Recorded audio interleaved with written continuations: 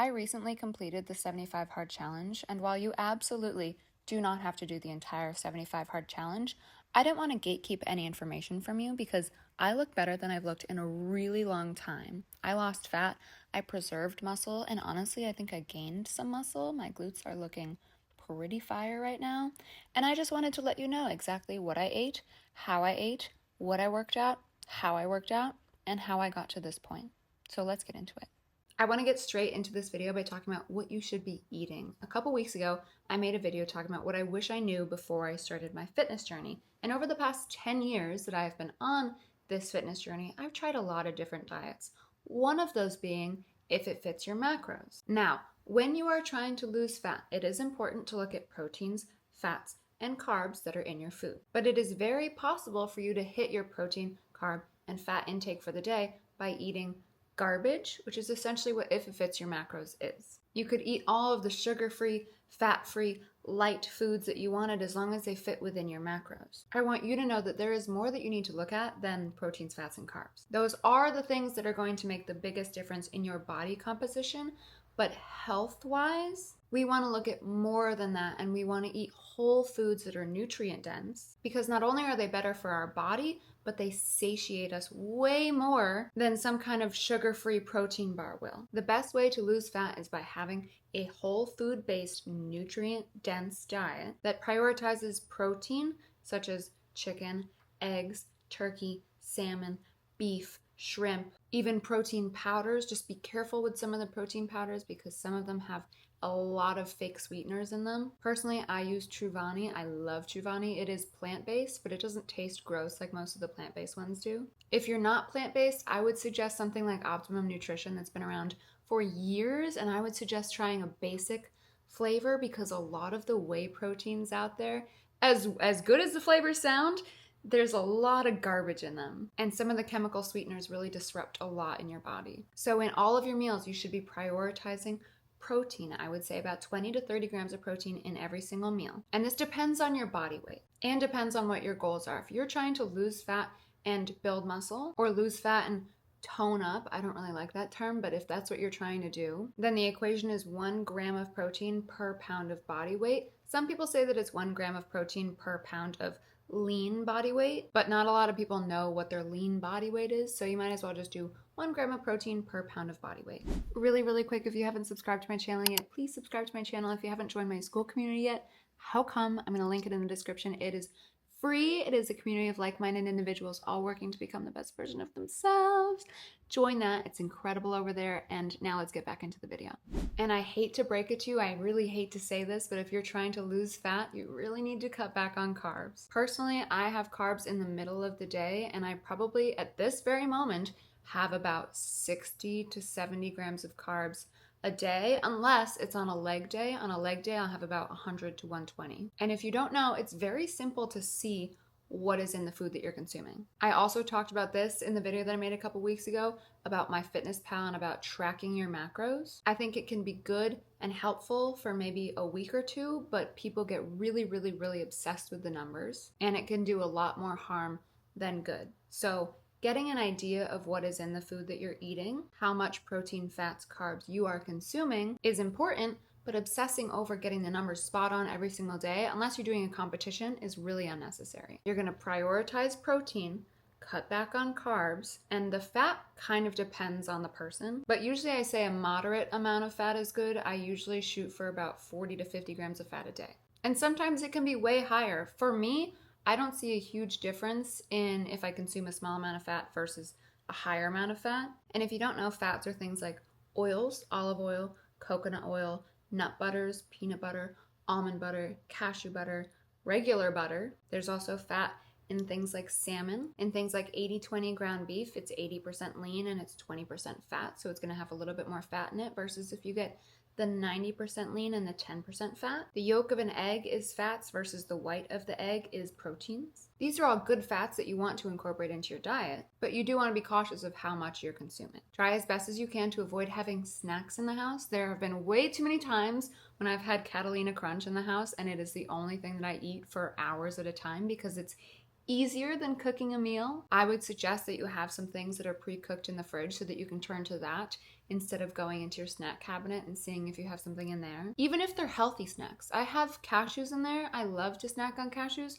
but I will only snack on cashews for a few hours because I don't feel like cooking a meal. If I have pre-cooked salmon in the fridge though, and I have some pre-cooked rice in the fridge, and I could make a little meal out of it, I will do that. But sometimes the thought of cooking something, if I'm already hungry, is just a no for me. It's a no for me, dog. So it's important that if you do have snacks in the house, they're either very nutritious or they're very low calorie, and you choose a full meal instead of eating those snacks. The snacks are only going to satisfy you for like 10, 20 minutes maybe, and then you're just going to be hungry again. So you might as well just have something cooked in the fridge. On kind of a similar note to what you should be eating, don't drink soda. I don't care if it's diet. I don't care if it's zero. Soda is horrendous for you. If you need something carbonated, have a seltzer water. And if you need something sweet, have some nice dark chocolate in the house. I love the Hu brand, the HU brand. It's so good. I also like to have some peanut butter with some cacao nibs if I'm craving something super sweet. Maybe some Greek yogurt and a little bit of honey. And I know that you're probably listening to this and you're like, ew, that's not gonna satisfy me, but you would be really, really surprised. Sometimes Greek yogurt with honey and berries just hits the spot. Let's talk about what you should do for exercise. Unfortunately, it's true what they say, 80% diet, 20% exercise. In order to see changes in your body, you really have to get your diet in check. And you should experiment with what works for you, but it's a good general rule of thumb if you want to lose fat to cut back on carbs, to prioritize protein, and to have like a moderate amount of fats. That's just a good starting point. Now for the 20%, the exercise. Unfortunately, there is not a one size fits all. You hear this from every single person ever. I can't talk to every single one of you and tell you one thing and promise that it's going to work for you. Some people's bodies respond really, really well to high intensity training. Some people's bodies respond really well to low intensity training. Some people's bodies look sick when they lift heavy. For some people, that just doesn't work for them. You kind of have to play around with your exercise routine and see what your body responds to. I'm going to tell you what I do. It may not work for you. It may. You can give it a shot. You can incorporate things here and there that are a little bit different. But for me, I do legs 3 times a week. One day I focus on quads, one day I focus on hamstrings, and one day I focus on glutes. Obviously, on the quad and hamstring days, I'm doing things like squatting, so that's still focusing on my glutes.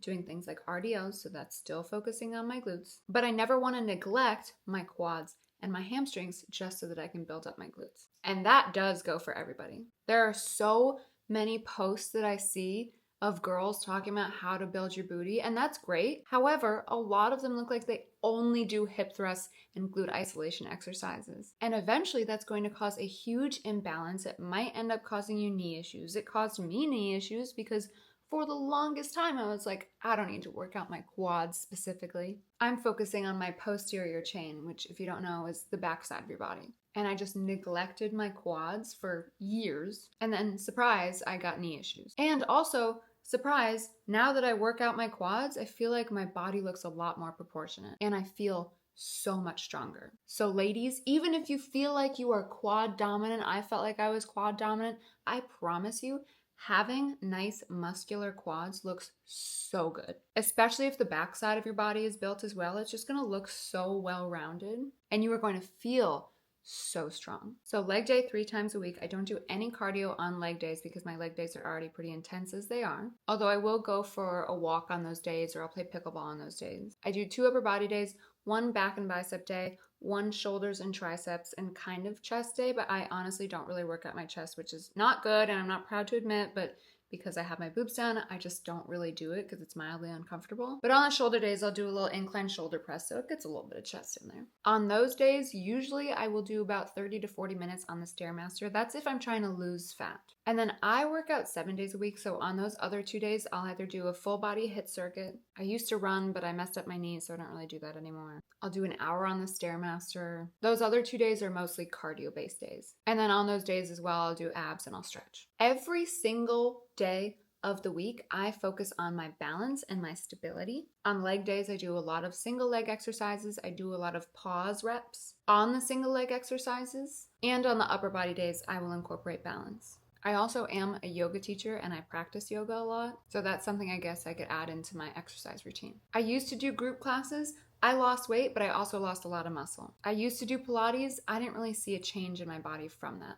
I used to run, I lost a lot of fat, but I also lost some muscle. Now, as I talked about in the video that I made, I train like an athlete. I focus a lot on strength, agility, stability, balance, all of that good stuff. And that is what works for me. I lift very heavy and all of my workouts are very intense. I go into the gym and I put in 110% effort all the time, because what is the point of going if you're not putting in all of your effort and leaving nothing on the table? Maybe that'll work for you, maybe it won't. Before I move on, I'm going to leave you with this. Never, ever, ever neglect any part of your body. And I sound hypocritical because I neglect my chest, but I do get some chest workouts in. It is so important that you work at least a little bit on every muscle in your body, because they are all connected. And over time, if you neglect parts of your body, you're gonna get injuries, you're gonna be unbalanced, it's gonna look funny. Just make sure to incorporate all of it. Now, how do you build discipline and make an exercise routine sustainable? You go to the gym when you say you're going to go to the gym. And I know that that sounds so simple, but a lot of people say they're going to go to the gym and then they never go. You go to the gym, and especially if you're new to the gym, you have a plan when you go into the gym so that you don't get there and get overwhelmed and then decide that you're just going to stand on the treadmill for 30 minutes walking at a level 3, and then leave feeling disappointed that you didn't venture into the weight room. You are going to go to the gym when you say you're going to go to the gym. You're going to have a plan, and you're going to execute that plan to the best of your ability and more. Because the best of your ability really isn't the best of your ability. You have so much more in the tank than you think you have. Your body is so much stronger than your mind, but your mind tries to stop you. Your mind will try to say, oh, this is too heavy. Oh, this is so hard. Oh, we cannot do 3 more reps. And you're going to tell your mind to shut up. What I do, and I'm sure a lot of people won't want to do this, but I don't really care. I'll be in the gym and I'll be lifting heavy and I'll be doing my thing. And my mind is like, oof, this is too heavy. And I will speak out loud, like I've talked about before. That negative internal dialogue tries to take over. So I speak out loud and I encourage myself out loud. Maybe people hear me. I don't know. I have my noise canceling headphones on. I'm not exactly sure how loud I am. I know I'm not annoying about it. I don't think. But like yesterday, I was doing squats on the hack squat machine and I went heavier than I've ever gone before. And I was like, you know what? I'm going to do a drop set. And I was dying. And my mind was like, oh, just stop. Oh, please just stop. It's fine. And so I spoke out loud to myself and I said, come on. You got this. 3 more. Your body is stronger than your mind. Your body is stronger than your mind. And I've talked about this before, and I got this from David Goggins, I'm pretty sure. It makes such a huge difference when you say that to yourself repeatedly. My body is stronger than my mind. I even say that when I'm teaching yoga. If I have people hold a warrior or a side plank for a while, I'll tell them, your body is so much stronger than your mind. Because it is. Your body is a machine. And your mind is like the weak little guy who nobody ever listened to, who yet again is just trying to keep you safe. And you're going to make your exercise routine sustainable by finding something that you enjoy. And if you don't enjoy it, don't do it. And by putting on a cute ass outfit. Truthfully, that is something that keeps me going back to the gym. When I get a cute new little workout outfit, I'm like, I cannot wait to work out today. If you start going to the gym every single day, I would say that it'll become a habit in about 30 days, which means that after 30 days, your brain is going to crave going to the gym. And if you need to, in those first 30 days, give yourself a little reward every time you go to the gym. Not in the form of a bad food. That would be a little bit counterintuitive. But maybe your gym has a cafe. My gym has a cafe. And I love one of the smoothies. So maybe for the first 30 days, you splurge and you get yourself one of those really, really tasty smoothies after every single workout. Then it becomes a trigger. Then you crave that smoothie and you're like, well, I gotta work out first. But it gets you up and moving. Give yourself a little reward. It's fine to incentivize yourself when you're trying to start something new. You don't have to just kill yourself going into it. Give yourself a little treat. You're doing a great job. Last but not least, it is going to take time for you to see results. Do not compare your results to other people's results. Do not compare your body to people's bodies online, because chances are their bodies are edited. And I can say that because I used to edit my pictures. I am guilty of face tuning my images because I hated my body. I haven't done it in a few years, but I definitely did it. Do the best you can to love your body on every single step of the journey. I look back at pictures of myself from 2 years ago that I looked at 2 years ago and was like, oh my gosh, I look terrible in this picture. And now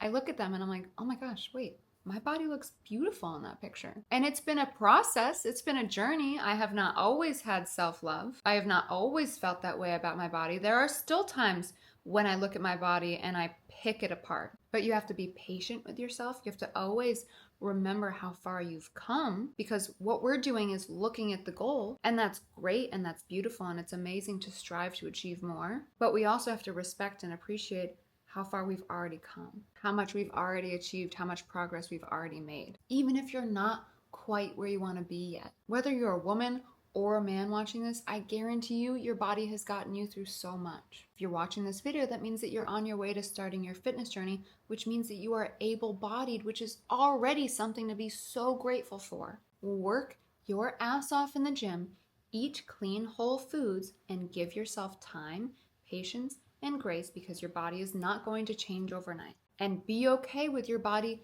not looking identical to what your dream body looks like. Sometimes your dream body is a fake body. Sometimes your dream body is just not genetically possible for you to achieve. So if it's not genetically possible for you to achieve, you're gonna hate your body for the rest of your life. You're gonna hate the vessel that you are doing life in for the rest of your life. That does not sound like a good time. I know how hard it is to love and accept your body when it's not where you want it to be. And I'm not saying that you have to love and accept it and not want to change it. I would love it if you could love and accept it and strive to make it better. If that's what you want.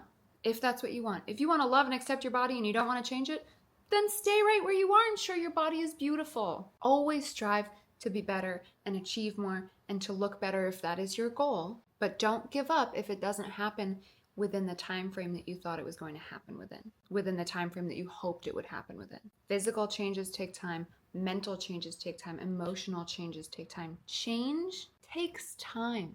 It takes time, and it takes energy, and it takes effort, and it takes attention. And it takes you being gracious and kind to yourself on every step of the journey in order to sustain that change. And I think that that's what I'll leave you with today. I love you guys so much, and I hope that this video was helpful. If it was and you enjoyed it, you know the drill, give it a thumbs up. And if you enjoyed me, it'd be cool if you would subscribe to the channel. I also have a school community, and it is more focused on mental health. However, I want to start incorporating a little bit more physical health. It is a community of like-minded individuals all working to become the best version of themselves. So physical health falls within that realm. It is also free, so if you want to join it, I will link it in the description down below. Like I mentioned before, I do also do online training, so if you're interested in getting a personalized program, the link is in my Linktree. Just fill out that little form there and I will email you back. And that's all I got for you. I love you to pieces, and I will talk to you soon.